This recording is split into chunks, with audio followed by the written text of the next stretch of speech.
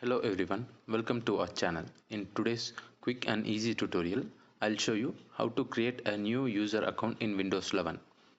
For this, you doesn't need any Microsoft account or any other mail IDs. This would be a local user account. Let's get started. In the search bar, search for settings and click on the settings. In the left pane, you will find an option named accounts. Click on that and you will be taken to account. Scroll down and you will find other users option. Click on that. Here you could see I have already had added account there. To create a new user, you have to click add account. Once clicked, it will be taken to the Microsoft account page.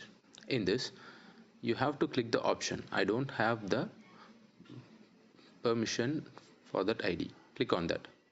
Just wait a moment and you will be taken to a new page. Here Microsoft is asking you to create a new account. If you don't have to do that, you need to create a local account. So click this option. Here you have to name a user for this PC. Here I'm just using text. If you want to keep a password and make the user protected, you can use that. If not, you can click next and you will be taken here.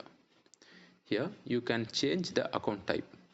If you want the user to be a standard user without any administrator privileges, you can select standard, or else if the user want administrator privileges, then you can select administrator option in this drop down. Here I'm just clicking standard user and clicking OK. This is how you can create a user in Windows 11. Yeah, here I have two users, how to and test. Yeah, then you can remove this account by clicking on the remove option.